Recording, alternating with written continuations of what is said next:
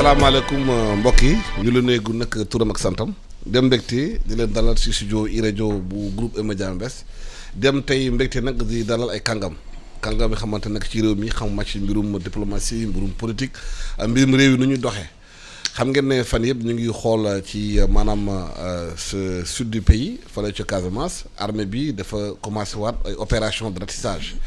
dafa liggéey te am ay camps yu bëri yi xamante ne armée bi wan na ko ci télévision bi ci journaux yi nee na jëlaat nañ ko ci rebelle yi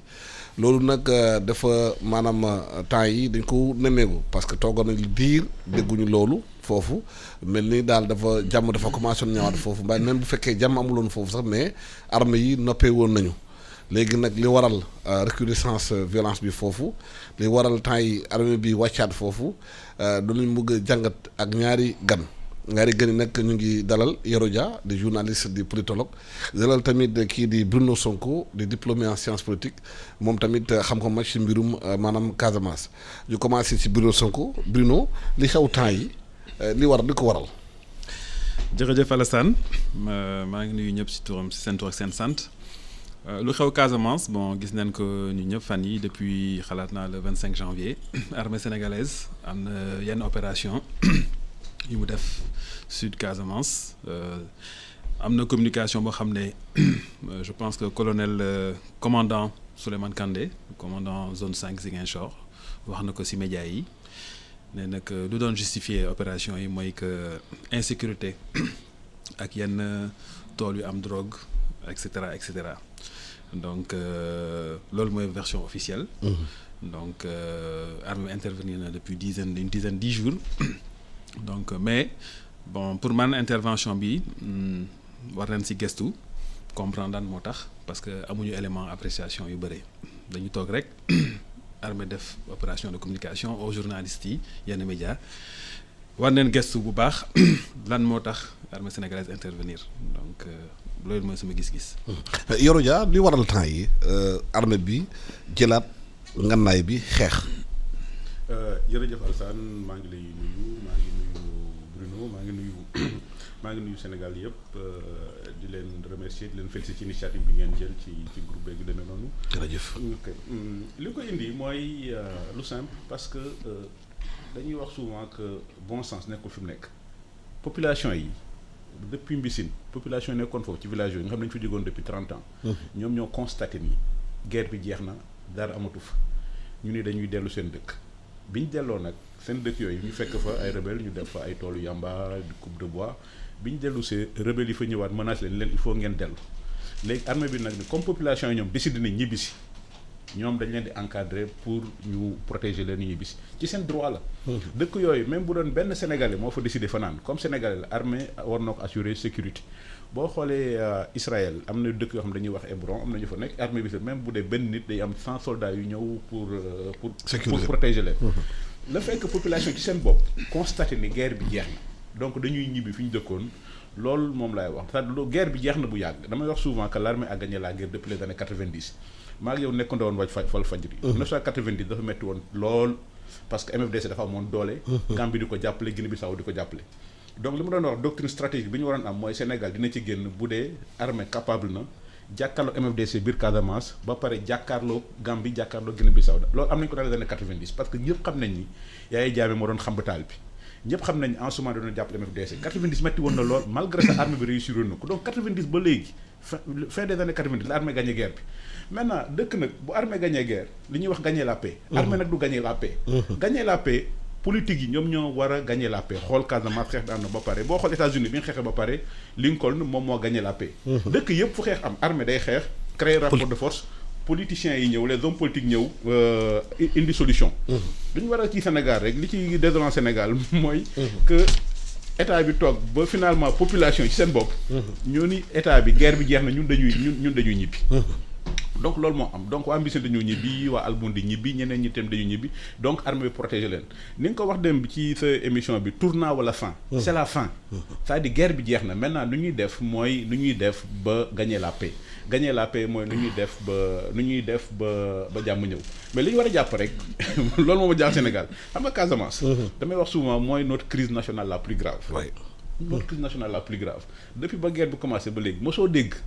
au niveau de la classe politique mu am un débat sur la Casamance. Ouais. Opposition wax majorité wax ñun lii lañ xalaat tey jii la war a nekk débat principal au Sénégal. mooy comment se fait-il que population yi. bëgg ñibbi gën a xarañ homme politique yi population ci seen bopp décide ñoom dañuy ñibbi armée bi ni bon comme da ngeen di ñibbi ay Sénégalais ngeen yéen nañ leen jàppale mais guerre bi jar na fa bu yàgg. armée bi gagné na guerre maintenant li ñu war a xalaat mooy nu ñuy gagné paix bi maintenant comme armée bi aussi dafa toog ni gagné na guerre depuis 20 ans homme politique defuñu dara li ma ko wax démb mooy armée bi gagné na la guerre armée warul gagner la paix mais l'armée est en train de gagner la paix. C'est quoi gagner la paix parce que li am surtout fu mu nekk à la frontière Guinée-Bissau Guinée ana MFDC léegi damay wax souvent que en termes de sécurité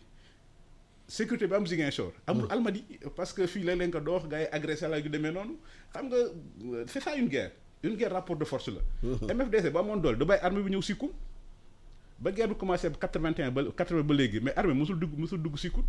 armée bi mosul jege Bissine donc MFDC ñoo daan ñëw dañuy wax en termes de stratégie que une guérilla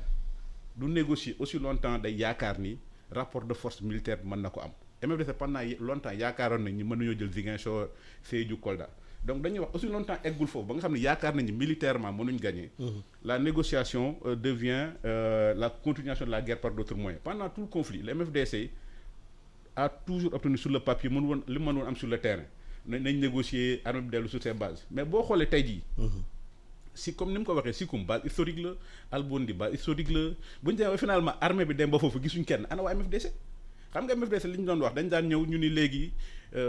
buñ song ak armée bi ba metti ñu daw du Guinée-Bissau léegi Sénégal am na jàmm ak Guinée-Bissau pour man loolu moo jeexal guerre bi. loolu moo jeexal bi dañuy wax les démocraties. est-ce que changement géostratégique bu am Guinée-Bissau ak président bu bees ak Gambie loolu tax na MFDC amatul base arrière. xam nga tey jii rapport yi Sénégal am ak Guinée-Bissau ak Mballo xalaatul ak boo xool depuis yow demoon nga bi ñu nekk Walf demoon nga couvrir opération Gambou. absolument. Après opération Gambou c'était le début de la fin de la guerre parce que léegi waa Guinée-Bissau dañuy wax ni dofuñ pour dugg affaire u Sénégal parce que Sénégal dañu ëpp doole. Adama Barrow Sénégal moo ko jàppale ba mu falu te xalaatul tey jii Adama Barrow abrité benn base MFDC donc boo gisee armée bi ñëw foofu gis fa MFDC donc booy xeex ak nit ba finalement nga ñëw ba biir këram fekkoo ko fa. waa ji daw loolu kay yàqay mën nañu wax njeex na dañuy wax en termes de science politique loolu moo baax. en termes de science politique dañuy wax les démocraties ne se font pas la guerre. Sénégal démocratie la léegi Gambie démocratie la Guinée-Bissau démocratie la donc à partir du moment où am nañ benn environnement démocratique armée bi moo ëpp doole MFDC léegi li ñu war a xalaat aujourd'hui te man yaakaar ni ñi nga xam ne ñuy jiite ci loolu la ñu war a wax nu ñuy def ba créer benn zone de coprospérité entre Gambie. Casamance ak Guinée-Bissau loolu nag du rôle armée bi. loolu rôle politicien la stratégie ak avenir c'est pourquoi Clémenceau doon wax la guerre est une affaire trop sérieuse pour être laissée entre les mains des militaires. dafa nekk guerre dafa nekk affaire boo xam ne c'est trop sérieux pour ñu koy bàyyi militaire militaire da nga leen naan defal ñu def da nga am benn stratégie ni leen defal ñu def créer benn rapport de force. bu ñu créé benn rapport de foofu moo lay permettre ñu négocier te man yaakaar naa ni li ñu war a waxtaanee armée bi gagné na guerre bi aussi mais pour gagner la paix aussi il faut qu'on tire les leçons. li xewoon man damay mas a yaakaar ni guerre bi am na njariñ parce que guerre bu li mu am njariñ day permettre ñu repenser le contrat social sénégalais lan mooy le contrat social sénégalais que aujourd'hui sénégalais yëpp xam nañ ni bi gee cool amee Casamance ba léegi que le pays est pluriel. comme li Mamadou Diouf di wax nee na Mamadou Diouf nee na Sénégal ñaari mbir la islam ak wolof. fracture bi am Casamance léegi xale tax na Sénégalais yëpp xam nañ ni léegi Sénégal islam la wolof la mais am na catholique am na leneen que le pays est pluriel ne serait-ce que bu dul lool rek bu doon lool rek li xew baax na que Sénégal xam ni que Sénégal est un pays pluriel le pays est indivisible mais le pays est pluriel damay wax souvent ci français que le MFDC a apporté une mauvaise réponse à une vraie question maintenant nag pour gagner la paix il faut que l'État du Sénégal apporte la bonne réponse à la vraie question que ñu xam ni ñun ñëpp ñoo bokk mais nous sommes différents. mais est-ce que bonne réponse boobu mooy bàyyi politique de pourrissement bi parce que bu fekkee dem nañu ba moment bi li am war nañu mën a gën a avancer sur le plan politique ci négociation ci waxtaan yi pour jàmm ñëwaat. waaw dëgg la négociation war na am mais nga baal ma rek ma delluwaat tuuti si li mu wax. xam nga tey ñu ngi wax lu xew front sud mais front nord am na c'est-à-dire que am na ay opérations yoo xam ne am na au niveau du front sud. et nu mu waxee ne encore une fois man d'accord mu su waxee ne que guerre gi jeex na c'est-à-dire que d'accord naa sur le fait que négociation politique war na am et Sénégal war na am possibilité jox possibilité MFDC ñu am négociation parce que am na yenn combattants yoo xam ne yàgg nañ ci Macky bi am nañ ay famille bëgg nañ dellu si ñib si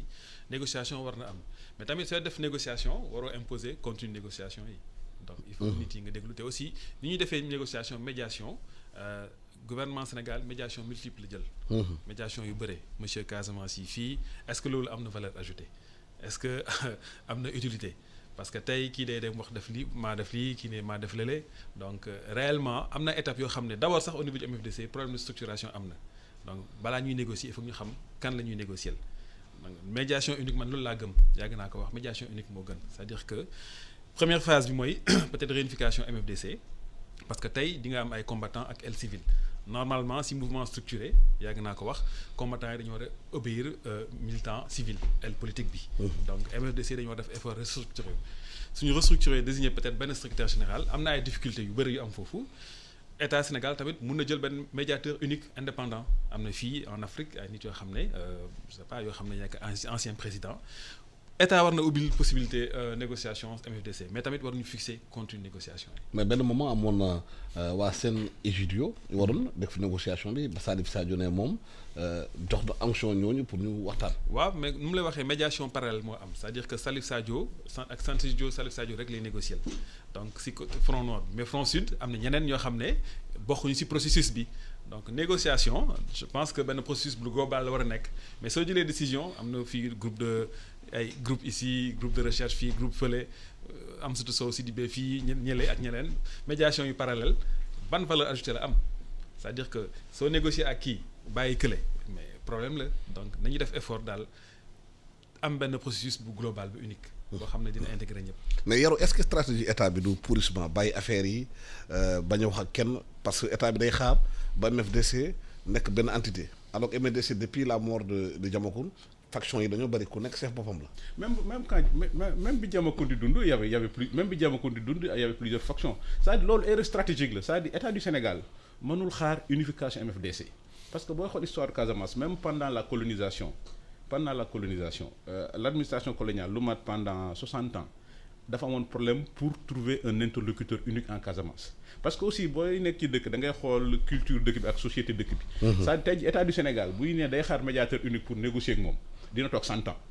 c'est pourquoi li ma wax démb dans mon papier que armée bi gagné na guerre bi mais l'armée est en train de gagner la paix parce que boo xoolee li may wax ci Sonko c'est-à-dire que quand je dis guerre bi jeex na li am Casamance aujourd'hui mooy li ñuy wax en science politique de la violence résiduelle. xam nga lan moo nekkoon guerre mooy bi MFDC daan nekk buntu Ziguinchor.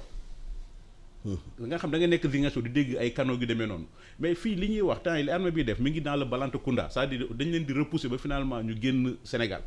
tey jii boo demee pratiquement amatul benn base rebelle bu nekk Sénégal donc lii am mooy moom la ñuy wax de la violence résiduelle. mais rapport de force nga xam dañuy définir est-ce que waa ji MFDC na dugg Ziguinchor dina jël Sédhiou dina jël Kolda loolu man amul te mënatul am. parce que MFDC conditions yi mu amoon 90 dootu ko amaat. nga xam ni am na armement il est puissant am ñaari dëkk yu koy jàppale. le MFDC n'a jamais été aussi faible et c'est pourquoi boo ko entre rapport de force man ni guerre bi jeex na lii am nag moom la ñuy wax de la violence résiduelle. mais est-ce que conflit bi instant bi amul ñu ci nekk tiré. mais aussi ay bénéfices mooy économie de la guerre ñoom bëgguñu xëy na affaire bi jeex. mooy les rentiers de la nekk ni tant que mu ngi continuer di am jaxasoo ñoom dana gën a arrangé. non moom la ñuy wax moom aussi y a beaucoup d'investissements aussi. xam nga Sénégal dafa am les rentiers de la tension fii à Dakar mais Casamance aussi dafa am les rentiers de la guerre c'est-à-dire état bi bu dee négociation war na am il faut que état bi négocier ak ñi nekk sur le terrain. ñi nekk sur le terrain pas ñi nekk à l'extérieur. leen extérieur ñooñu ils vivent de la guerre et état du Sénégal mënul toog naan damay xaar MFD unifié wu loolu yaa ngi koy fàttaliku depuis 20 ans ñi ngi koy xaar. depuis 20 ans ñi ngi naan woy réunification du MFDC c'est pourquoi l'opération de l'armée est fondamentale l'armée est en train de dire en attendant peut-être ça arrivera peut-être ça n'arrivera pas mais en attendant on restaure l'autorité de l'État en attendant on ouvre l'école en attendant on ouvre l'infirmerie en attendant on hisse le drapeau national partout c'est pourquoi dama waxoon l'armée gagné na guerre bi ñu ngi en train de gagner la paix parce que bis bu ñu demee ba finalement on a constaté que l'autorité de l'État ñëwaat na fépp sur l'étendue de la Casamance du ñu négocier di xam nga Amin Jamael premier liman da ko doon wax nee na ñun arabes yi suñu négociation est difficile parce que c'est ça la philosophie des arabes si je suis trop fort pourquoi me négocier si je suis trop faible j'ai rien à mettre sur la table pour négocier aujourd'hui le MFDC n'a rien à mettre sur la table parce que le rapport de force militaire lui est fortement défavorable da ngay gis l'armée bi da nga dégg MFDC wax le front nord bi kii di wax da nga leen dégg ñu wax dara ci affaire front sud bi ñoom temps yi li ñu tal mooy est-ce que bu gars yi jógee au sud du ñëw def li ñu def vers le nord te bu ñu ko defee vers le nord sànku nañ parce que ñoom Yaya Jammeh moo leen doon jàppale boo gisee ñoom Salif Sadio dafa mu jógee au front sud dem au front nord parce que dafa yaakaaroon ni foofu bu fa demee Yaya Jammeh na ko jàppale léegi Yaya Jammeh nekkatu fa ñoom li ñu xalaat li muy wax le front nord li ñu xalaat mooy est-ce que militaire bu ñu paree ni ñu def au sud. nettoyé ko bu ñu paree du ñëw au front nord. mais am na ñu xalaat même bu fekkee ne Barrow est favorable au Sénégal démocratie la mbaalo démocratie la y a toujours état yi dañu am toujours benn marge di mën a bu ñu munee téye beneen état bi c'est-à-dire que mun nañu xëy na de temps en temps di bàyyi ñoo ñëw fu pour des négociations. c'est pourquoi li ma doon wax les démocraties ne se font pas la guerre xam nga loolu lu ko indi une dictature. dafa soxla ennemi extérieur Yaya Jammeh avait toujours besoin de faire croire aux Gambiens que le Sénégal est une menace pour nous donc fekk Gambien yi duñu xool les problèmes internes yi xew Gambie dañuy yaakaar ni rek Sénégal seen noonu la Guinée-Bissau tamit comme dictature la woon il avait toujours besoin d'un ennemi extérieur qui s'appelle le Sénégal léegi xam nga Gambien mu leen gëmloo ni temps yi Macky Sall da leen di menacer ce qui fait que donc démocratie leen di gérer mooy la question interne question économique la Adama Barrow li ko soxal mooy nu ko Sénégal di jàppalee ba mu am courant ba courant ba ñu coupé Gambie nu ko Sénégal di jàppalee ba économie mu dox mbaalo tamit loolu moo ko jàpp parce que yaa xam nañu comme démocratie loolu mooy tax loolu mooy tax ñu falwaat mais négociateur unique li may wax souvent li Amine Jamel doon wax c'est-à-dire MFDC temps yi ils sont très fragiles amuñ doole mais bu leen Sénégal humilier Winston Churchill da doon wax que koo xam ni da ngeen doon xeex nga mën ko dóor ko nga jëkkatiwaat ko c'est bien moralement c'est bien mais c'est un bon investissement pour l'avenir. Comme MFDC mënu ñëw toxu dem feneen ay Sénégal lañ comme ñun tamit mënu ñoo séparer wook ñoom il faut que Sénégal bañ leen humilier ni ñu leen bañ a humilier rek depuis 20 ans boo gisee li tax jàmm ñëwul il faut que l'État offre une porte de sortie honorable au MFDC. C'est quoi la porte de sortie honorable wax leen ni leen kat yéen li ngeen doon def on peut le comprendre mais ni ngeen ko defee moo baaxul léegi li ngeen def tax na ñun Sénégalais yëpp xam nañ ni que le pays est pluriel. am na temps da ngay yenn sant yi boo ko demee ci benn commissariat da nga wut carte d'identité dañu naan demee di certificat de nationalité boo sante yenn sant ba léegi am na carte am na ñu koy ngañe ba léegi du yoon boo sante Diallo sant bari ou bien sant kii boo ñëwee na certificat nationalité du dëgg du yoon commissaire bu la ko def nekku du dëgg du yoon li am Casamance tax na tey ji Sénégal yëpp war nañoo xam ni am na temps yenn sant yi boo ko ñëwee fii Dakar noonu laa sant ñu la yow moom sant bizarre na de léegi Sénégal yëpp xam nañ ko xam nañ ni le pays est pluriel mais le pays est indivisible loolu rek mooy tax MFDC ñi nga xam ne ñoo nekk ñi nekk ci terrain bi lay wax ñoom Salif Sadio ñooñu la war a négocier mais ay Kourouma Sané ñi nekk à l'extérieur nga xam ne ils vivent de la guerre ils ont besoin de montrer que Sénégal y a de la tension pour mën a renouveler le titre de séjour statut de réfugié ñooñu amul benn njariñ amul benn solo Sénégal bu ñu négocier na négocier ce qui reste du MFDC ndeen kat son waay da ngeen réeroon léegi ñëw ngeen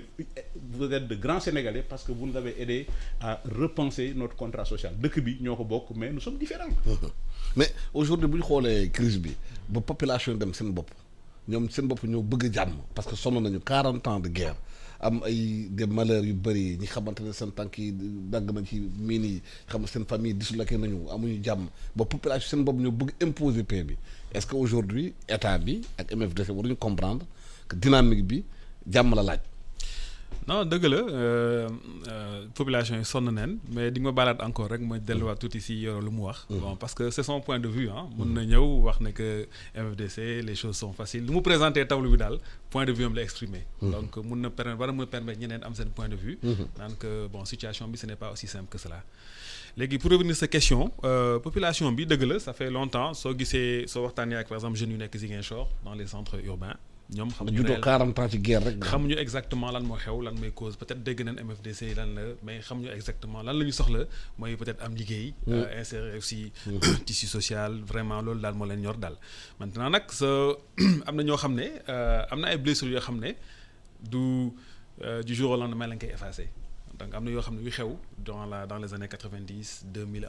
un peu plus tard peut-être un peu plus tôt du moins am na loo xam ne méttoon na torop yenn population yi d'accord naa si lu mu wax mooy il faut que ñu jox leen benn possibilité négociation am parce que population yi sonn neen mais aussi nu mu lay wax daal mooy lan moo am solo tamit mooy continue négociation nit sooy négocier ak moom da nga ko war a déglu mais mënoo ñëw par exemple imposer continue négociation je veux dire doo gis fenn naa la jox exemple conflit nord-irlandais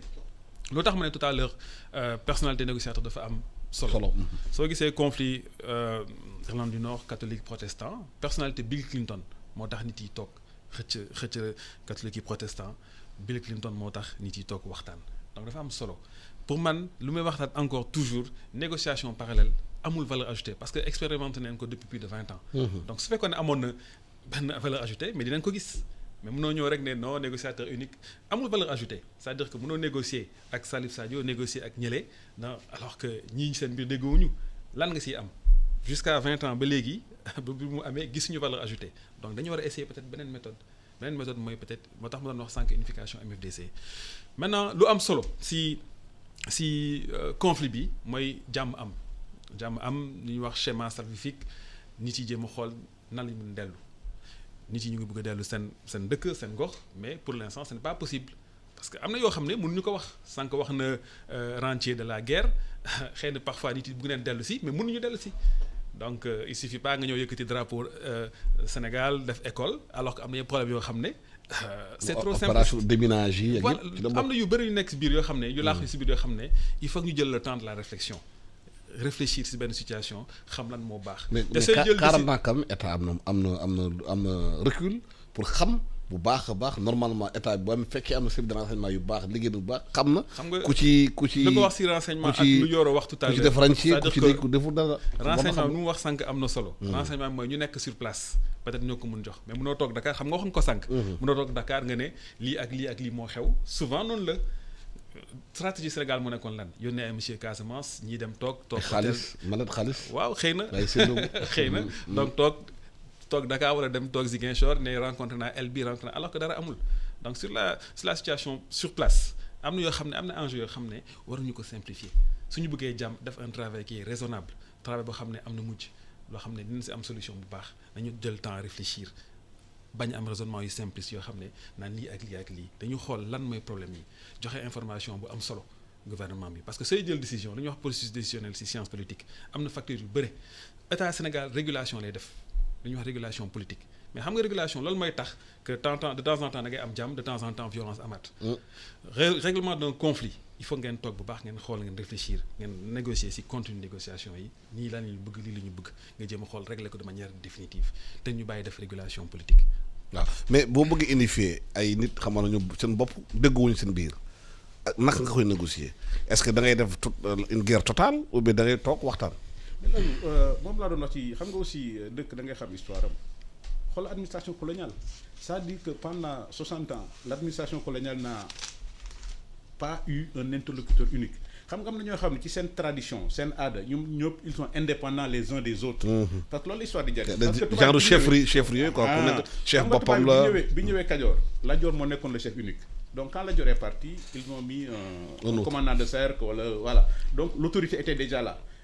mais c'est différent pendant 60 ans administration coloniale amul interlocuteur unique te Sénégal buy xaar interlocuteur unique MFDC dinañ toog 100 ans. depuis 90 ba léegi la ñuy wax front nord front sud el politique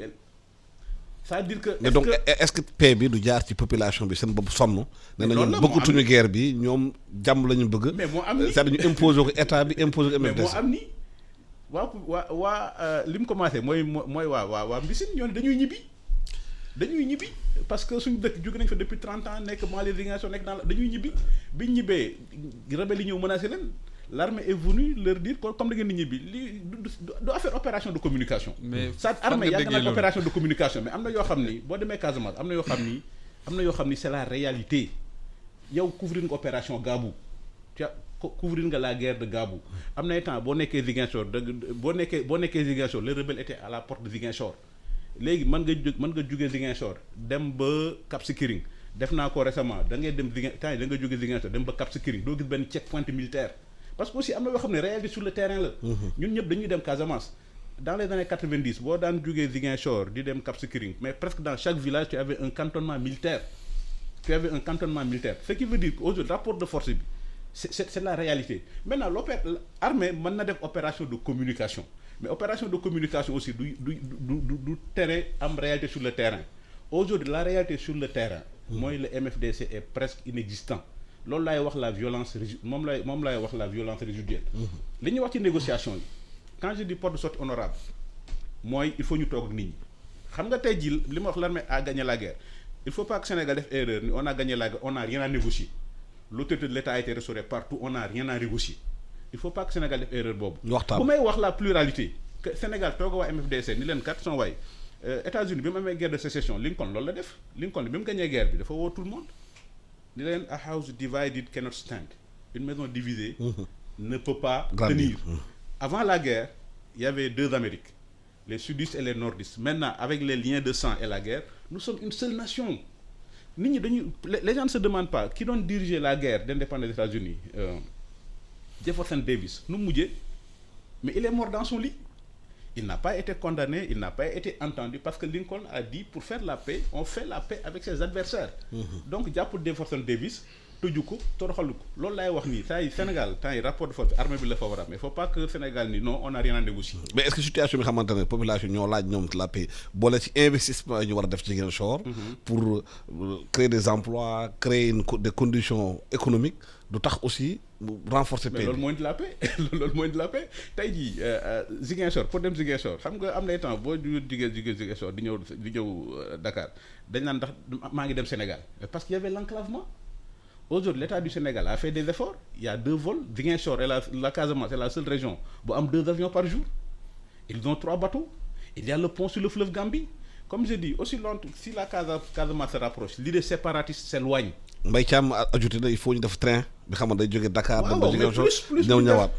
plus lu ñu def l'État a fait beaucoup d'investissements mais investissement yi aussi ça n'achète pas la paix. Il faut nit ñi toog waxtaan.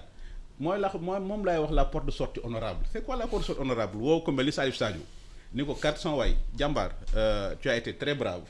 ton combat nous a servi de constater nos erreurs parce qu'il y avait des erreurs et des abus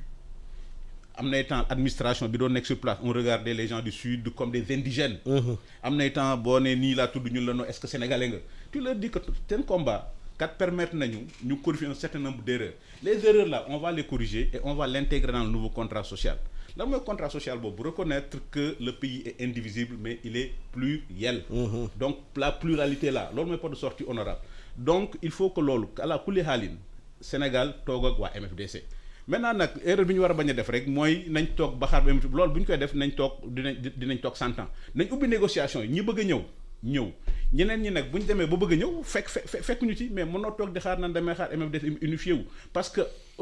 booy xool historiquement masul am dans l'histoire de la Casamance masul am c'est-à-dire c'est un problème Malick Ndiaye l'a très bien expliqué dans son livre Malick Ndiaye le professeur le sociologue Malick Ndiaye il a expliqué qu'en Casamance toujours les villages ont été indépendants les uns des autres c'est dans leur culture dans leur tradition la tradition de liberté mënul am un pouvoir centralisé MFDC aussi histoire boobu moo koy impacter aujourd'hui tey ji kan ngay négocier Salif Sadio les gens du front sud l'extérieur l'aile politique mais il faut que en attendant ñi bëgg a ñëw négocier ñu négocier ak ñoom ñeneen nag bu ñu demee ba xam ni finalement affaire bi jeex na amatul dara bu yàgg bu leen neexee ñu ñëw bokk ci. Est-ce que le fait aussi que Salif Sadio nekkoon l'une des figures historiques nekk figure historique MFDC xam ko ci xeex bu mu doon néew revendication yooyu le fait qu'il prenne de l'âge aussi du atu pour pousser nit ñi dem négociation parce que xëy na lu mu mënoon démb mënatu ko te base arrière bi moo mën a gën di amatu ko. waaw dëgg la mag la comme César Atoute ñoom sont des figures historiques ay mag la ñu mais quand même moom je pense que wane na disponibilité négocier ak Santé Jio nu nga ko waxee depuis quelques années donc Santé Jio mu ngi négocier au nom de Salif Sadio. mais lu war bougéwul ba léegi négociation yi. lu wax bougéwul ba léegi parce que pour man daal lu ma jàpp mooy encore une fois facteur de blocage bi mooy. Encore une fois mooy négociation parallèle yu am ak peut-être contenu des négociations parce que tey mënoon nañu nekk Salif Sadio moom mooy le chef du MFDC global. donc mu ñu ne tamit Kële César mooy le chef du MFDC global donc lan mooy facteur de blocage bi ni mu ko gisee mooy négociation parallèle yi longtemps très souvent encore une fois ñu bëree ñoo impliqué aussi dossier Casamance. te nee naa la encore sànq régulation politique du négociation. régulation mooy de temps en temps nga jéem a calmer tension bi. parce que sur le plan économique dañoo constater que BID ak la BAD ñoom dañu pare pour maanaam comment on appelle ça financer des activités économiques ay entreprises foofu. xam mais nga dañu exiger ñoom. sécurité am. waaw xam ci nga bisin te armée bi nee na engagé wu na moom pour imposer sécurité. waaw mais sécurité su amoon à 100% kon investissement yooyu am na lu tax investissement yi mënul am de manière massive parce que tout simplement sécurité amul 100% si rapport de force bi dëgg la rapport de force bi actuellement il est favorable à l'état du Sénégal dëgg la mais sécurité à 100% amul mais di nga ko gis investissement dëkk fu mu am jàmm 100%. waxuma sax exemple Casamance. di nga dem beneen dëkk beneen gox nga ñëw nga bëgg a investir nga xam ne que mun a am possibilité terrorisme doo dugal sa xaalis. loolu moo mënugul am situation Casamance. donc lu tax ñu def pont désenclavement volume mu doon wax tout à l'heure par rapport au avion mais c'est pour des raisons économiques. tourisme bi c'est une des régions les plus touristiques. am na sax ñu avancé il faut train bi jóge Dakar. par exemple dem Tambacounda dem Ziguinchor xam ne boo yeewu Ziguinchor suba teel mu nga ñëw Dakar yendu bu la neexee ngoon nga delluwaat. mais Alassane nu mu la wax su fekkoon ne amoon na sécurité à 100% kon investissement yëpp dina am bu yàgg. donc su fekkoon ne guerre bi jeex na mais kon loolu kenn dootu si wax kenn dootu si débat dinaa ñëwaat tamit si question débat bi mu doon wax tout à l'heure débat national. problème bi vraiment il faut que maa ngi féliciter encore une fois armée jël initiative communiquer parce que posture bu mu am changé na am na benn évolution léegi nag communication am na question yu bëri yoo xam ne war nañ ko gëstu lu ñu wone est-ce que lii am na lii amul. mais tamit débat bi am na solo. mën nañ ko régler société civile bi am na société civile sur place peut-être déggawuñu sur place mais de manière nationale mu nekk débat national. nu mu waxee tout à l'heure c'est un Sénégal pluriel ñi ci gën a wax ci question Casamance jàmm foog naa mun na am. population yi am jàmm nit yi am jàmm investissement yi mun ñëw mais investissement yi su mun ñëw parce que sécurité à 100% amu fa. parce que yoroo PUDC mooy phase 2 bi ak agropole bi. financement yi am na. waaye BID ak Banque africaine de développement dañuy laaj exiger préalable. mooy maanaam sécurité appel d'offre yi def nañ ko pour zone boobu de Mbissine mooy armée bi nee na engagé wu na pour moom xeex ba sécurité am foofu. parce que loolu mun naa avancer loo yëfi. waaw mais c'est que comme li mu wax sécurité à 100% moom mënul am mais aussi xam nga li may wax souvent rek am nay temps dans les années 90 le Quai d'Orsay mais doon interdire tubaab yi ñu dem Casamance. tey jii le Quai d'Orsay day interdire tubaab yi ñu dem. ñu dem Mali. xam nga temps yi Casamance nekkatul Quai d'Orsay bu doon corona bi daaw période bi bu doon corona bi mais Cap Skirring day fees del xam nga tubaab yi peut-être mën nañu wax sax ñun ay Sénégal lañu ñu dëkkal dañu nëpp. sont bien renseignés mais ils sont bien renseignés mais tubaab bi dofuñ duñ dem les touristes ci seen bopp duñ dem foo xam ne yaakaar nañ bu ñu fa demee doon problème sécurité xam nga temps yi Somalie ils ont de très belles plages. Mogadiscio a de très belles plages mais kenn demu fa. tey jii bu du woon tey corona beeg yu demee noonu tey jii Cap Skirring day fees del et pour man loolu mooy le débat aujourd'hui les hommes politiques du Sénégal pour man ci loolu lañ leen di xaar le débat économique le débat sur la reconstruction c'est-à-dire nu ñuy def ba génn ci guerre bi li amoon nu ñuy defati ba bañ a am parce que problème bi yëpp c'est un problème politique donc il faut que aussi ñi nga xam ne ñooy yaakaar ni dañuy jiite réew mi il faut que ñu toog ni Casamance on ne peut pas laisser les choses à l'armée bi def nañ li mu waroon def ñun homme politique ñun ñi nga xam ni ñooy xalaat ñooy xam fi Sénégal bëgg a jëm ñun lan lañ ci xalaat man dama mas a yaakaar ni le plus grand symbole comme am nañ benn palais fii à Dakar palais présidentiel fii à Dakar que le président de la République war na tous les week-ends mu dem Casamance te yaakaar naa ni tey jii bu état du Sénégal décidé woon def benn palais bi mu def Popenguine xam nga Popenguine dafa jege bon moom séeréer la j'aime bien Popenguine mais li ñu def Popenguine pour man caravane lañ ko doon def comme ça week-end bi président dem caravane président de la République bu nekk Sénégal lundi ba vendredi week-end bi mu dem caravane te vraiment képp ku dem caravane mën na sax attirer touristes yi après et puis caravane moo dàq ci Sénégal c'est très joli caravane moo dàq ci Sénégal dem naa fu nekk Sénégal mais caravane moo dàq ci Sénégal voilà c'est des signes et des symboles yoo xam ni qui montrent que guerre bi Sénégal presque jeex na on est en train d'en sortir maintenant il faut gagner la paix nag malheureusement c'est pas le rôle de l'armée gagner la paix c'est le rôle des hommes politiques qui disent que tey jii Sénégalais képp koo xam ne da nga yaakaar war nga mën a jiite Sénégal il faut que Sénégalais xam notre crise nationale la plus grave bu tudd Casamance lan nga ci xalaat ak lan nga ci nar ak lan nga ci bëgg a def pour man loolu mooy le débat boo gisee waa PNUD ak li ngay wax le système des Nations Unies le fait même ñu envisager investir en Casamance li fekk parce que ñoom ci seen bopp ils ont convaincu que presque jàmm ñëw na parce que dans les années 90 xalaatuñu ko woon donc c'est des indicateurs le fait que le Quai d'Orsay les Américains personne deful Casamance sur la liste rouge le fait que le système des Nations Unies ñoom si bopp ñuy xalaat pour investir en Casamance pour parler de reconstruction ça c'est des indicateurs. mais ça c'est pas l'armée qui le dit. mais est-ce que le fait que crise casamançaise bi bu am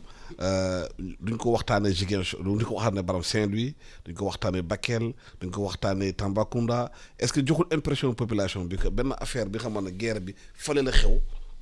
parce que nationalisé wuñ ko ba population bi yëpp mën ci waxtaan parce que bu ñu organiser ay fora Ziguinchor fale Saint-Louis organiser fora Matam organiser fora Tambacounda wax ci question bi xëy na population dinañ xam réellement yëf yi naka la demee daal. mais loolu moo erreur depuis le début parce que boo xoolee depuis le début depuis bi ñu commencé ba léegi Sénégal dafa gérer crise bi comme une crise régionale. waaw dañ ko gérer comme une crise régionale même boo xoolee ñiy yëngu ci solution yu ci bëri c'est des Casamançais les cadres de Casamance les femmes de Casamance alors que le Sénégal da ko gérer toujours comme une crise régionale alors que en réalité mooy suñu crise nationale bi gën a garaaw. c'est-à-dire ba Sénégal nekk Sénégal ba léegi mosuñoo am crise bu garaawee nii li nga wax ni il faut que ñu même dans kii affaire européenne bi ñu nationaliser ko parce que aussi li xew Ziguinchor mais mën na xew Bakel. waaw li xew Ziguinchor mën na xew Bakel mën na xew Fouta. moom la ñuy wax la fierté d'appartenance. et c'est pourquoi il faut ñu tirer les leçons parce que comme on dit pour que l'histoire ne se répète pas ñu def ko un véritable enjeu national bu nekk un débat national.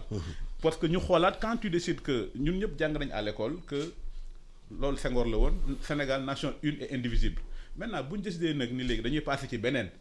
nation indivisible mais plurielle il faut nit ñi wax ci que Sénégal Basari ci lañ bokk. Koñaag yi ci lañ bokk wolof yi ci lañ bokk chrétiens yi ci lañ bokk musulmans yi ci lañ bokk libre penseur ci lañ bokk loolu mooy société plurielle. est-ce que dafa ni cloisonné maanaam crise bi dafa crise régionale bokkul li xamante mu gën a am aussi envenimé affaires yi Sénégal yi bëri yaakaar ne xëy na yeneen régions yi que fale ça se passe là-bas. waaw dëgg la loolu day parce que Sénégal dafa mos a considérer que benn crise interne la mosul bugg même à l'échelle internationale xam nga Sénégal dañu am diplomatie bu active ni si mosuñu xam lu xew Casamance donc def naa ay efforts yu bëri pour que kenn du wax lu xew Casamance mais nu mu ko waxee rek xam nga pour man nu mu ko jàppee mooy crise bi il faut que ñu jël li ñuy wax donner du temps au temps il faut que ñu jël le temps de la réflexion pour man vraiment lan moo tax échec bi am parce que tout simplement dañu am ay raisonnements yoo xam ne dafa simple dañu jël ay raccourcis yoo xam ne mënul déboucher ci jàmm donc xalaat dafa baax geste dafa baax jël temps donner du temps au temps dafa baax loolu su nga ko defoon depuis le début ñu bàyyi régulation bu coup d'éclat politique yi ici et là ñuy wax lii la plupart du temps ñu toog Dakar xamuñu lu xew sur place am na ay enjeux yoo xam ne am na ay facteurs de blocage yoo xam ne ils sont sur le terrain. parce que yoroo wax na sànq la dimension anthropologique de la crise. non dëgg la loolu yëpp ce sont des éléments qui sont très importants. Mais il faut que ñu jël donner du temps suffisamment de temps pour que nit yi gën ci xalaat donc mais wax na tout à l'heure benn affaire bu am solo crise. État du Sénégal crise domestique la ko considéré donc alors que crise problème national la question bi war nañ si gën a débattre journalistes yi médias yi war nañ si gën a débattre à chaque fois médias yi suñu si wax rek su amee guerre su amee tàngal fii ici et là le média yi di wax lii am xew na Casamance donc am na ay réflexions. Assemblée nationale war a si débattre. voilà dëgg la Assemblée nationale acteurs yëpp war nañ si lu ñu wax débat national amoon na ay quelques tentatives dans le passé dans les années 90 mais très vite finalement mujjul fenn lu tax parce que continue négociation lañu bëggoon imposer donc te loolu wax na tout à l'heure benn point de vue politique désaccord politique la loolu tamit il faut que état du Sénégal jëm ko nangu mënoo ñëw rek ne lii duñ ko déglu lii ak lii la ñuy wax ba pare désaccord politique bu mu wax am na solo torop il faut que nit yi tamit ñu am entendement loolu mu leer daal débat national war na am te aussi lu am Casamance am na ay dëkk wax ko Gambie Guinée-Bissau am na benn dimension intra-régionale boo xam ne nit yi ce sont les mêmes populations ay mbokk lañu donc ku nekk am na fa benn ressenti daal. wax que donc war nañ impliquer yeneen acteurs yeneen états yoo xam ne réellement te relation yi am tamit aussi ak Guinée-Bissau ak Gambie dëgg la instant am na jàmm mais lu ñu gis dans le passé jàmm day am fitna am jàmm am fitna am donc mënoo considérer rek parce que tey am nga relation yu sedd yu baax ak Guinée-Bissau que demain du changer. parce que président bi mun na moom nekk favorable au Sénégal mais acteurs yi nekk ci terrain bi mun na bañ a nekk loolu aussi. xam nga waaw mun na bañ a nekk loolu muy Guinée-Bissau muy Gambie donc am na ay dimensions. parce que coupe du bois bi buy continuer encore dem Gambie c'est parce que am na acteurs yi nekk si suuf yu continuer trafiquer. waaw wax na ko sànq yan acteur la peut-être am na ay éléments d'information mun na ko wax lan moo tax jàmm parce que gis nga derrière tout conflit soo xoolee soo gasee tuuti rek problème de contrôle de ressources la loolu mooy tax tamit facteur de blocage la ñii am ñoo xam ne économie da am na ay rentiers yoo xam ne peut-être xëy na bëgguñu jàmm am. Pour revenir ci question investissement yi nee nañ tout à l'heure que bon Nations Unies entre envisager ak investir am na benn différence te sécurité dëgg la 100% mënul am mais benn cadre favorable war nañ ko mën créer nañu joxe temps nañu jël le temps de la réflexion waxtaan def ko débat national nit yi mën avancer te ñu bàyyi régulation bi dossier bu ñuy politiser ici et là. waaw Yoro ñu bëri considère nañu xëy na changement de régime Burkina Guinée-Bissau ak Gambie dina favorable pour crise bi gën a wàññeeku mais ci biir acteurs yi. am na xam ne acteurs yi nag ci suuf xëy na ñoom amuñu intérêt. que conflit bi jeex. ci ñaari dëkk yooyu. non la différence booy xool la différence li mu wax nii c'est vrai changement mën na am parce que changement day am.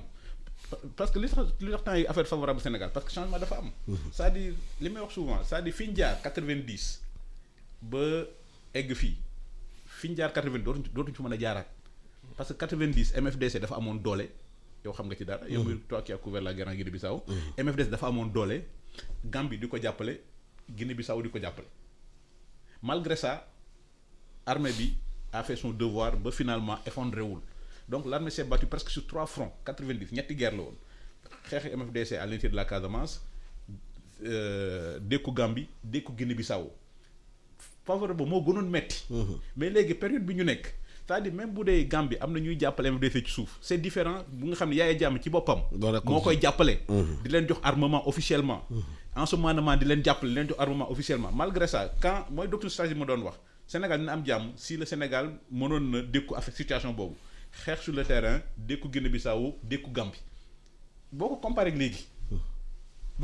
léegi c'est radicalement différent et c'est pourquoi li may wax souvent aujourd'hui xam nga MFDC ñoom dañu doon wax dañu bëgg créer le grand Gabou Banjul Bignona Bissau mais ça c'est une très bonne idée il faut que Sénégal def ko mais cette fois-ci mu nekk un truc économique c'est-à-dire boo amee benn zone de coprospérité économique Banjul Bissau Bignona le sentiment irrédentiste day dilu ci mbir moom li tax li ñu différencier ak Mali mooy le Mali a décidé de sous-traiter sa sécurité le Sénégal a toujours décidé que sécurité kenn du ko sous-traiter Casamance affaire u Sénégal la armée Sénégal moom moo war a def 90% du boulot et loolu moo ñu différencier ak Mali cool dafa commencer rek ñu internationaliser ko woo France xoolal situation bi nekk léegi man internationalisation bi ça aussi c'est un débat intéressant parce que MFDC loolu wax na ko grâce à nos diplomates le MFDC n'a jamais pu gagner la bataille de l'opinion internationale parce que heureusement Sénégal ça a toujours été une démocratie et nit ñi mënuñ comprendre que dans une démocratie que tu prennes des armes pour revendiquer des idées boo xoolee yu dëkk yu ci bëri ay Érythrée ay Soudan du Sud rebelles yi bu ñu jëlee armée rek ils deviennent rapidement populaires beneen affaire boo xam ne aussi il faut ñu fàttali ko xam nga dañuy wax souvent way internationalisation l'intangibilité des frontières héritées de la colonisation moom science politique lay def et science politique c'est l'histoire de rapport de force Éthiopie waa Érythrée bi ñu gagné guerre ils ont eu leur état Soudan du Sud bi ñu gagné guerre ils ont eu leur état tey jii MFDC bu gagné woon guerre il aurait eu son état et c'est pourquoi dama yaakaar ni avant ngay internationaliser il faut d'abord que le fondamental là nga gérer ko ça veut dire comment tu fais pour contrôler ton territoire c'est un problème sécurité kenn du ko sous-traiter dëkku africain nag la plupart du temps dañu bëgg lu yomb boo xoolee Mali yi xew oui quand tu vois pour man c'est une ignominie nga gis Bamako que des Maliens marchent pour dire que oui il faut que les Français partent les Russes viennent Casamance ça fait 40 ans mais mosoo ci dégg intervention française mosoo ci dégg ñu ne dañu ndimbal ci keneen parce que loolu aussi mooy état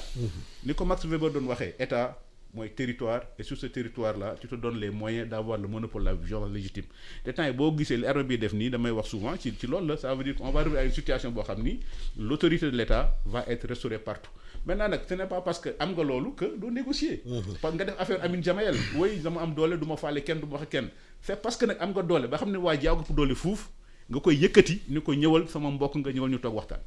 est-ce que léegi di xaw te terrain bi léegi favorable na pour ñu dem ci jàmm waaw mun na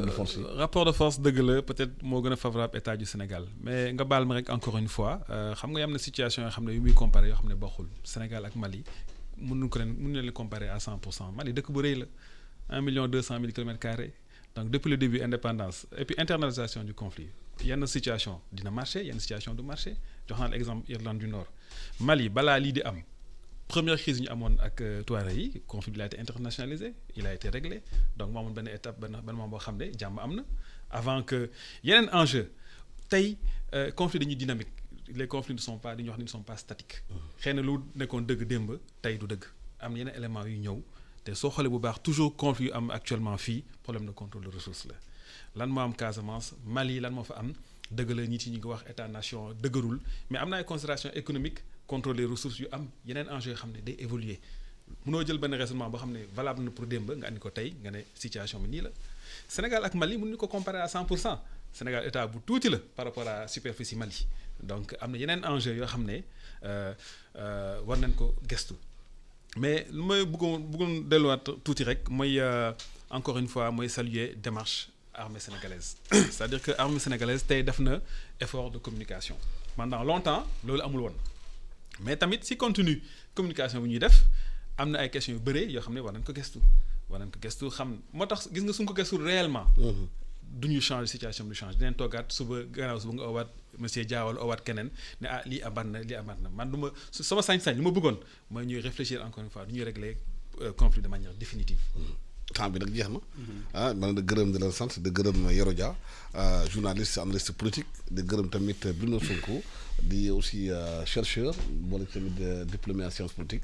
di gërëm ñëpp doon suivre émission bi dina ñaanal yendoog jàmm di leen ñaanal tamit jàmm dellu Sénégal loolu moom solo te ngeen bañ a fàtte nag feebar bi am na ba léegi coronavirus bi ñu jël seen matuwaay parce que feebar bi dafay reye du caaxaan ñun de gërëm di leen sant de suivre iRadio la première radio vision du Sénégal jërë ngeen jëf